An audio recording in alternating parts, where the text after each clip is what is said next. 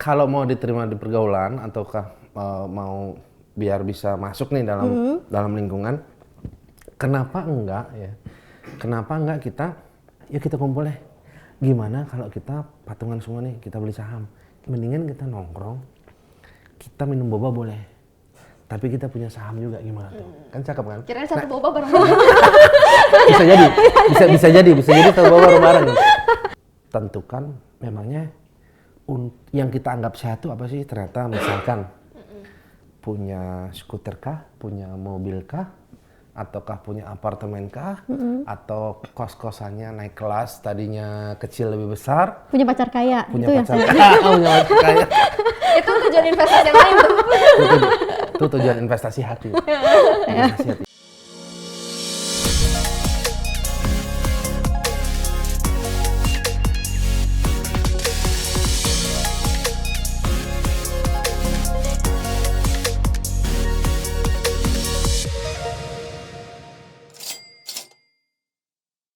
Aduh, gue kayaknya perlu check up deh.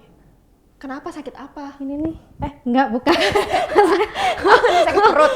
Enggak, bukan.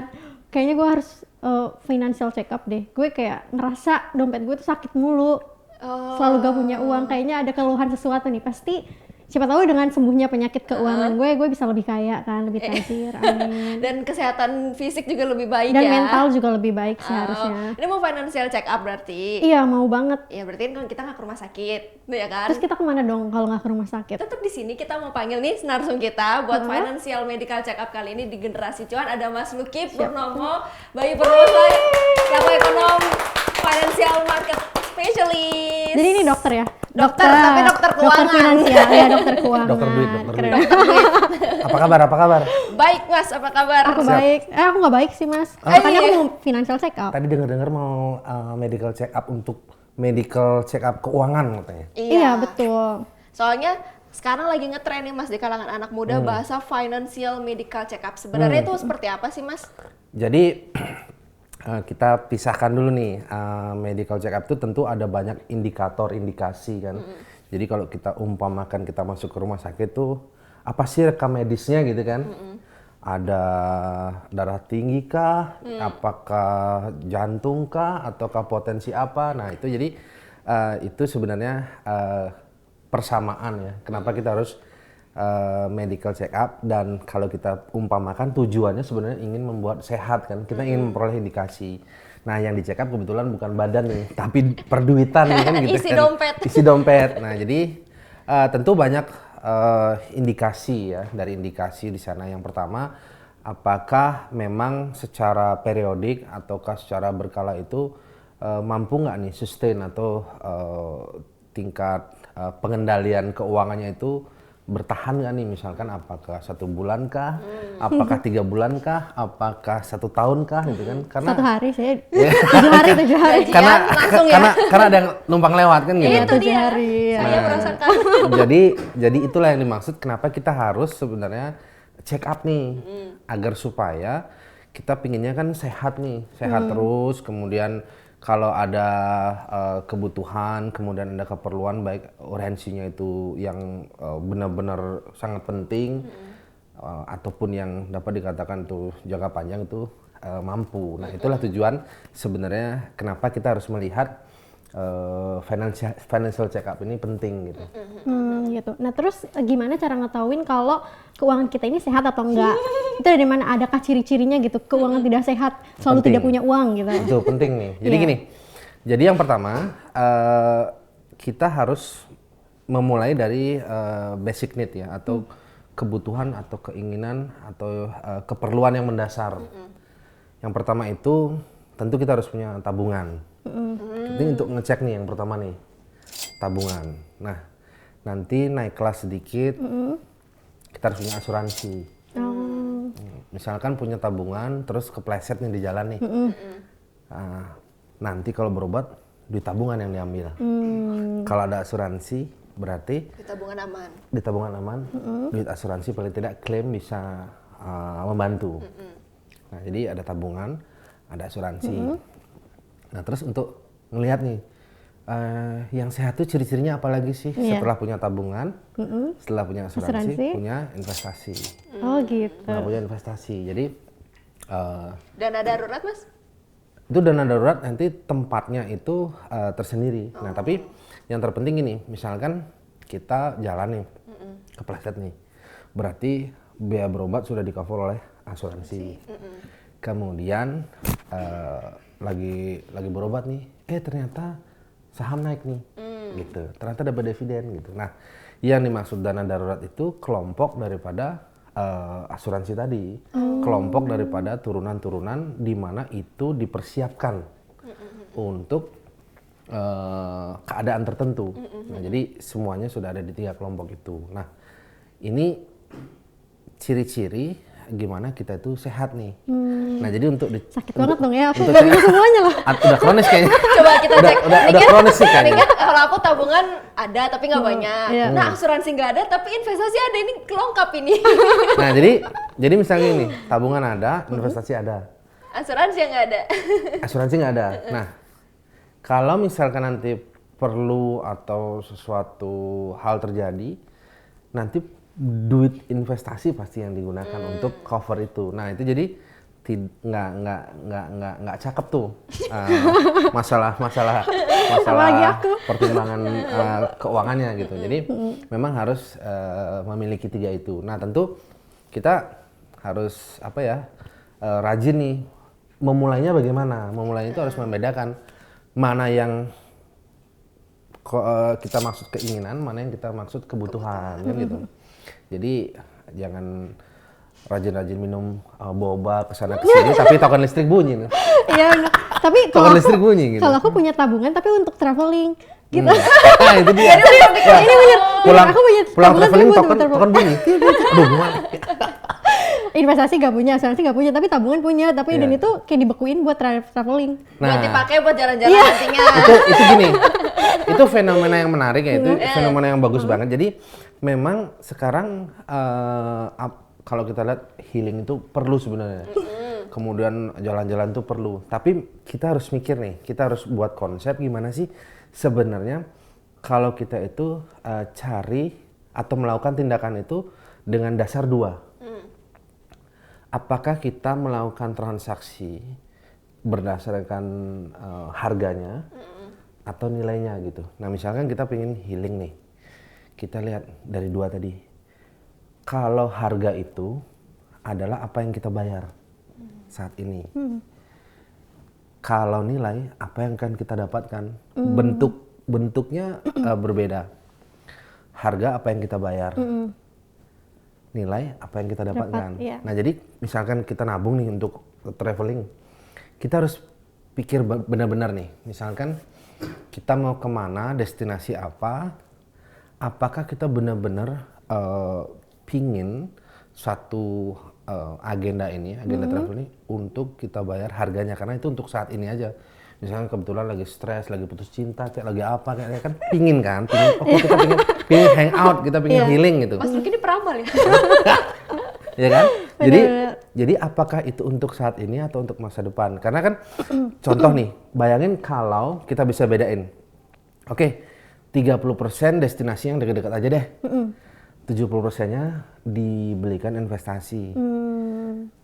Itu kalau tata kelolanya benar, duit investasi itu justru bisa membawa kita healing ke tempat yang lebih baik, lebih besar gitu, lebih indah lah gitu. Nah, jadi healing pun ada treatmentnya. Kalau financial check up tuh jadi harus dipisah-pisah gitu. Jadi kita harus sesuaikan lah intinya.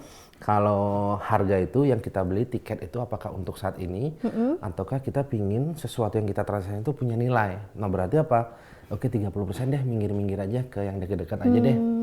Karena kita punya mimpi, oke 70% nanti kita investasikan dulu. Nanti tata kelolanya kita perhatikan benar-benar. Nanti pada saat setahun kemudian atau 6 bulan kemudian, kita bisa jalan ke tempat yang lebih bagus gitu. Untuk mencapai kebenaran dalam sisi financial check up itu, pertama kita harus melakukan korespondensi.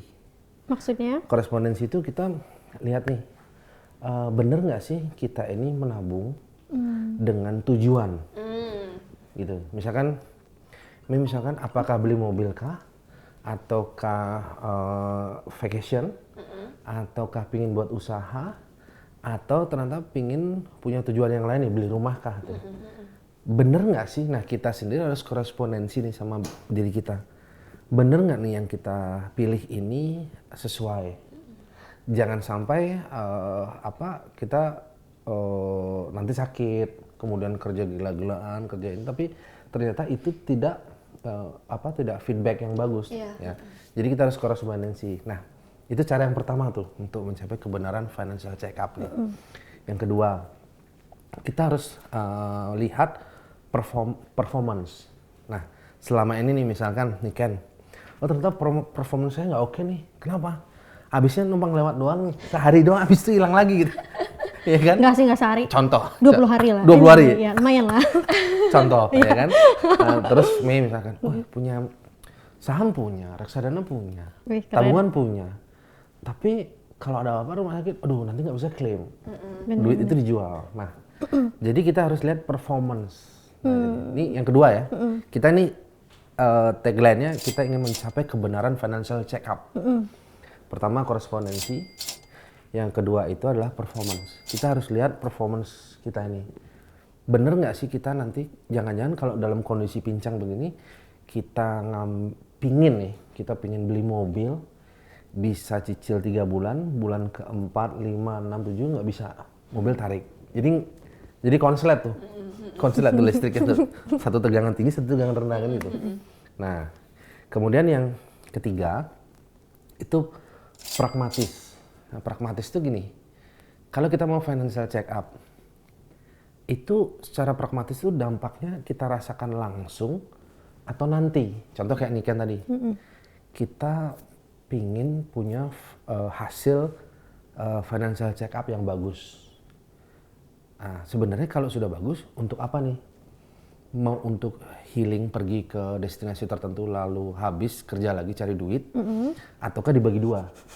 Sebagian dibelikan tiket destinasi terdekat terjangkau, sisanya ditabung untuk destinasi yang nanti ya untuk dijual, beli tiket lagi kemana.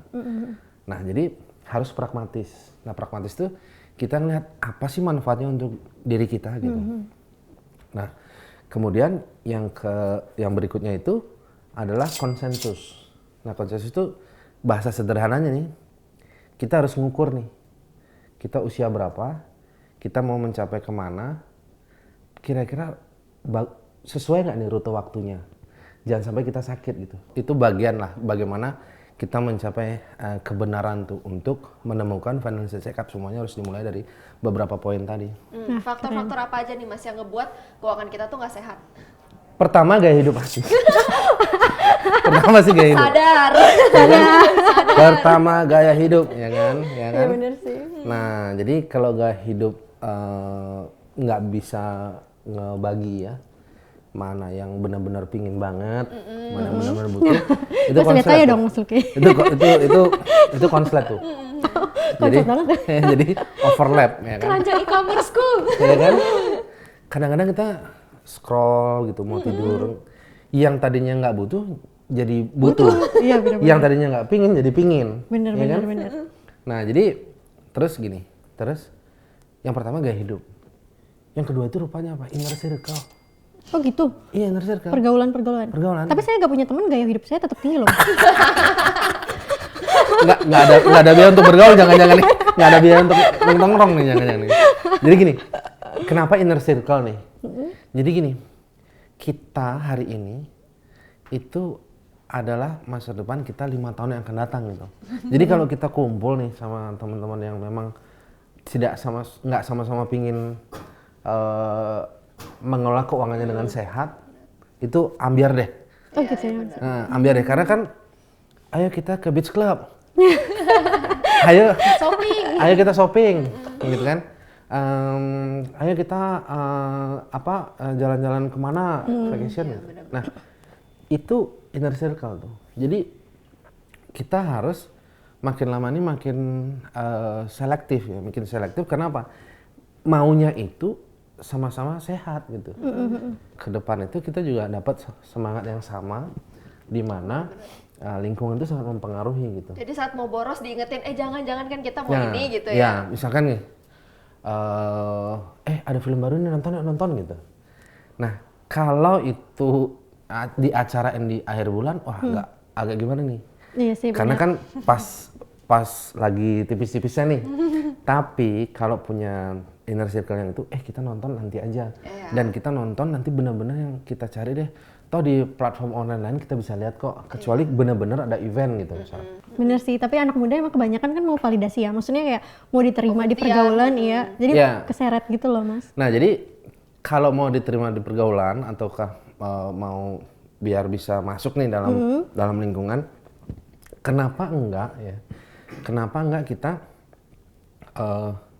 menawarkan nih, kita tawarin nih satu gagasan kebaruan nih, misalkan gini. Kenapa sih kita sama-sama punya duit nih, pegang duit. Ada dari gaji, ada dari orang tua, ada dari usaha, ada dari mana-mana. Biar terima pergaulan, emang kita harus sama-sama bawa skuter nih, gitu kan? Harus sama-sama nongkrong di tempat tertentu. Kenapa enggak? Yuk kita kumpul deh. Gimana kalau kita patungan semua nih, kita beli saham, kita rame-rame nih. Buka usaha gitu ya. Kita ngelihat nih reksadana yang bagus mana. Itu keren. Benar. Itu diterima di pergaulan dengan cara yang lebih sehat lebih ya. keren. Benar. Gitu. Nah, karena beda dengan skuter lu udah ganti belum? Kok tua banget? Tahun berapa? Lu udah nyobain coffee shop di sini belum? Gini. Boleh, itu boleh. Iya benar. Kok tas lu gak bermerek sih gitu ya? Ya, cuman kenapa sih? Mendingan kita nongkrong, kita minum boba boleh. Tapi kita punya saham juga, gimana tuh? Kan cakep kan? Kirain satu boba bareng. Bisa jadi satu boba bareng. Kan lebih ke pelit ya. Beli semuanya Pelit dan hemat beda. Pelit dan hemat beda kan? Beda tipis. Nah, kalau misalkan cara memulihkan keuangan yang udah sekarat kayak aku gimana? Sakit lah. Gimana nih, Mas? Jadi yang pertama tuh kita harus counting. Counting itu kita hitung. Kita hitung. Gini. Kira-kira yang daily apa? Harian apa, kemudian mingguan apa, baru bulanan. Mulai dari 3 itu. Tujuan orang bijak untuk mengambil keputusan pada kali pertama bukan untuk mencapai kebahagiaan, tetapi untuk menghindari rasa sakit. Oh, itu orang bijak tuh. Orang bijak. Jadi kita jangan bahagia dulu deh. Kita nggak usah pingin. Kan lagi kronis nih ceritanya. Keuangan kan lagi kronis banget nih. Gimana caranya memulihkannya gimana? Oke. Nggak usah bahagia dulu, nggak apa-apa. Karena tujuan dasarnya perilaku manusia itu sebenarnya tidak mencari kebahagiaan pada kali pertama. Justru menghindari rasa sakit. Jadi kita let's say bukan kita downgrade, bukan kita pelit, satu boba rame-rame bukan. tapi kita hemat. Gimana yang tadinya hampir tiap pulang kerja itu nongkrong. Let's say kita seminggu sekali. Itu cara ngobatin yang pertama. Sekali lagi, kita ngobatin ini memang pahit sih, karena kan tadinya setiap hari nongkrong, sekarang harus seminggu sekali. Yang namanya minum obat kan, ingin mengobatkan dan memulihkan kondisi finansial. Nah, jadi itu harus dimulai dari diri kita. Nah, itu jadi kata kuncinya kita bijak. Nah, setelah kita bijak, kita hitung tuh harian apa, mingguan apa, bulanan apa. Nah, baru di sana kita tentukan memangnya yang kita anggap sehat itu apa sih. Ternyata misalkan punya skuter kah, punya mobil kah, ataukah punya apartemen kah, atau kos-kosannya naik kelas, tadinya kecil lebih besar. Punya pacar kaya. Punya itu pacar kaya. Punya pacar kaya. Itu tujuan investasi yang lain tuh. Itu tujuan investasi hati. Investasi hati ya kan. Dan yang terpenting tadi diingat ya, kalau kita mau recovery, namanya orang recovery misalkan dia kepleset, pingsan, suruh bangun, dikasih terapi minyak angin, dia bangun, nggak mungkin dia langsung squat jump, nggak mungkin langsung loncat-loncat. Benar. Yang paling mungkin dilakukan adalah termenung dulu. Iya. Termenung dulu dia untuk recovery. Nah, kita nggak boleh nggak boleh overacting. Overacting nggak boleh. Jadi yang jelas kita lihat dulu yang kita mau itu apa sih gitu. Nah jadi itu caranya counting itu tipenya seperti tadi. Gitu ya, jadi harus pulih tuh harus kayak tadi ya. Oke. Ya udah, demi memulihkan keuangan nanti kita makan warteg ya siang ini. Tiap hari kan kita makan warteg. Yang penting ya, yang penting makan. Iya kan? Yang penting makan. Bener-bener. Iya nggak? Nggak pilih-pilih. Jangan mewah dulu deh. Yang penting makan. Ya kan? Kita tuh cuma butuh makan, butuh hidup, syukur-syukur panjang umur kan gitu. Iya, Yang penting makan. Gitu aja. Asal jangan makan orang aja gitu. Makan temen. Iya. Mas, ini ada pertanyaan dari netizenkompas.com ya, aku bacain dari @asepsulaiman_. Harga serba naik, gaji segitu-gitu aja. Terus kalau kayak gini yang punya gaji kecil kayak saya harus kayak gimana? Tiap bulan pengeluaran ngalir terus. Jadi siapa tadi yang nanya? Asep Sulaiman. Oke, jadi gini. Kita ini dalam kondisi yang memang kalau kita tahu bicara ekonomi sedikit nih, sebenarnya setelah COVID, ekonomi Indonesia itu mengalami kenaikan. Dan kita pada tahun 2020 ketika COVID, kita minus 5,32%. Sekarang kita sudah ada di angka 5,44% di tahun 2022, 2 tahun kemudian. Sebenarnya semuanya mengalami perbaikan. Yang jadi soal, memang proses perbaikan itu seperti yang tadi Niken sampaikan, kita ini recovery, kita ini pemulihan. Nah yang dikatakan pulih itu tidak mungkin langsung ini. Cepat. Nah jadi bagi yang terdampak, nih prakteknya nih, tadi itu kan teorinya tuh, prakteknya adalah satu, harus mencari alternatif lain. Gitu. Misalkan bekerja, ini bukan nyuruh resign ya, bukan nyuruh resign terus pindah ya, bukan ya. Tapi harus mencoba satu kesempatan dan kemampuan serta kemauan pada pada tempat yang lain gitu. Jadi kan untuk mencapai perubahan tuh sebenarnya ada 3. Perubahan itu terjadi seperti tadi ya kondisinya. Kan aduh bagaimana nih harga naik, Gaji segitu-gitu aja. Habis Pengeluaran ngalir itu, terus. ya berangkat jam 8 pulang jam 5, habis itu kadang-kadang lembur, ya begitu-gitu aja. Hari Sabtu, Minggu libur, Senin begitu lagi. Syaratnya itu perubahan itu hanya 3. Harus bertemu dalam satu waktu yang bersamaan itu antara kemampuan, kesempatan, kemauan. Jadi untuk mengatasi, terutama untuk financial check up ya, kita tuh harus lihat kondisi kita itu dalam tiga poin tadi. Kita harus mampu, kita harus punya kemauan, kita harus mencari kesempatan. Jadi sebenarnya kalau saya tanya balik ya, apakah kita yang salah tempat nih dalam kondisi seperti ini? Maksudnya salah tempat tuh Salah gimana? tempat itu salah menempatkan diri dalam kondisi seperti ini.